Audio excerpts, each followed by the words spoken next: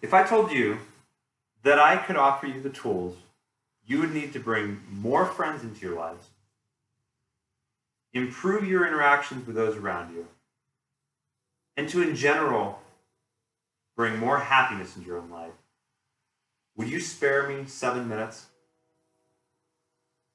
I believe that in order to improve our own happiness and to improve our interactions with those around us, and to in turn make more friends, we need to better understand the struggles, the situations, and the feelings of those around us.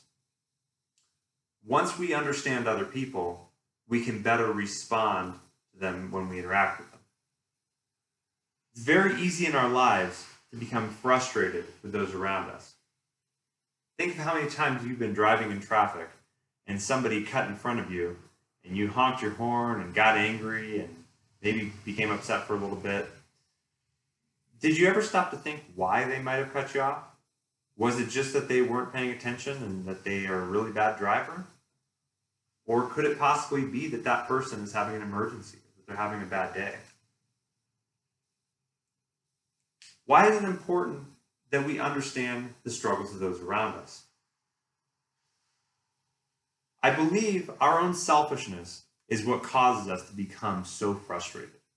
And I believe that selfishness and that frustration is a negative cycle that causes us to become more unhappy and causes a lower quality of life for us.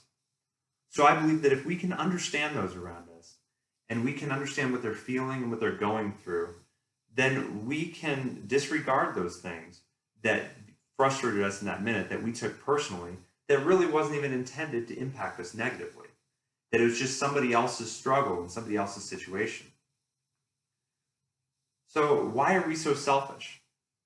Well, in this day and age, we are expected to work 40 hours or more per week. We're expected to maintain our families and our marriages. We're expected to have distractions around us. We have our cell phones that are going off all the time. And we end up becoming very self-involved and very self-centered because the stuff we have to do is very imperative to our own lives. And it's in those moments when we are self-involved that we have less temper for those around us. It's easier for us to become frustrated, angered, and to respond negatively and to form negative prejudices about those around us. So how do we do it? How do we better understand the struggles of those around us? Andy Oren, writer for Lifehacker, a popular self-improvement website, gave a two-step process in an article he wrote and in one of his videos on how we can better empathize with people. And his two steps are that we practice observation and we use active listening skills. So how do we observe? Well, we see things all the time, right? But seeing isn't inherently understanding. It's easy to see the objects and the people around us, but not to consider what those things are doing and why they're doing what they're doing.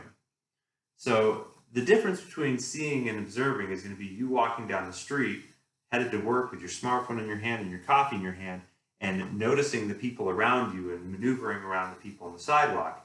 But observing is going to be noticing that person you're maneuvering around and seeing their expression, and seeing how they're feeling, and before they bump into you and knock your coffee out of your hand, understanding what they could be going through that's about to cause you a great deal of frustration. So how do we practice observation? Well, if you've heard of people watching, that's my personal favorite way to do it. I like to go out in public, I like to take somebody with me, and I like to sit down and observe people.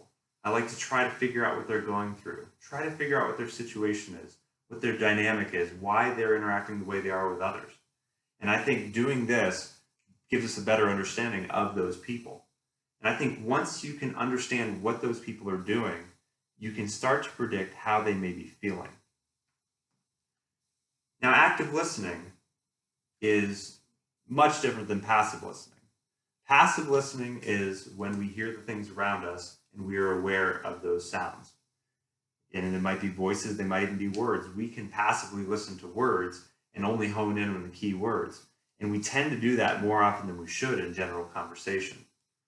Passive listening is when we are hearing what somebody's saying, but we're formulating our own response, or we've already made a determination on how we're going to feel about what that person's going to say. Active listening is when we listen to the words the person has to say.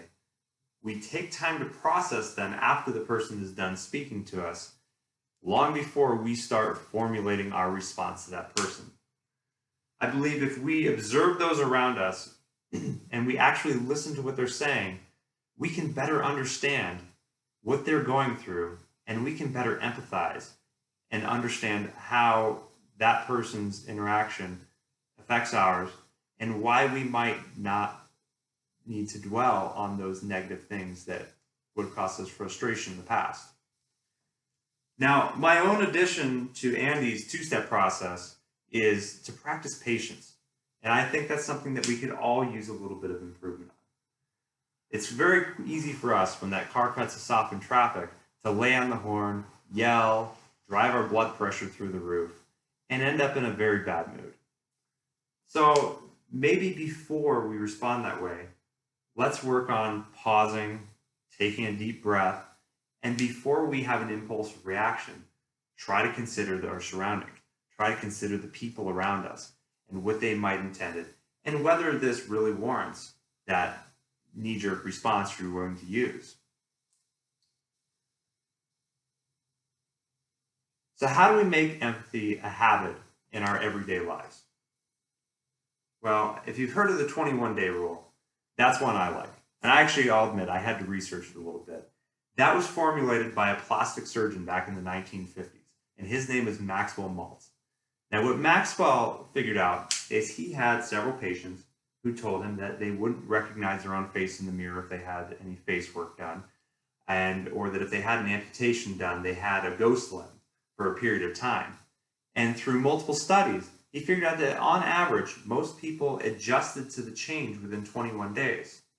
Now, from other people's experiences and from my own personal experiences in self-improvement, I've found that 21 days of consistent, life-changing activities generally does form a habit.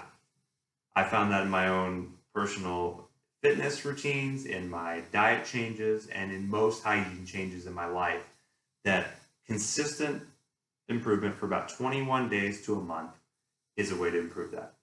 So make it a habit to go out in public and see people, and to listen to people, and to talk to people. And in doing so, you'll make friends. And in doing so, you'll have excellent interactions. You'll bring your own blood pressure down, you'll bring your frustration down, and you'll in turn improve your own life. So this whole process is a self-fulfilling prophecy that will improve your life by improving the lives of those around you. It's amazing how that works. So I ask you to take these skills that I'm teaching you about today and use them to improve the lives of those around you. Because you never know when someone who's equipped with these own skills might use them to understand you and to help you improve your own life. Thank you.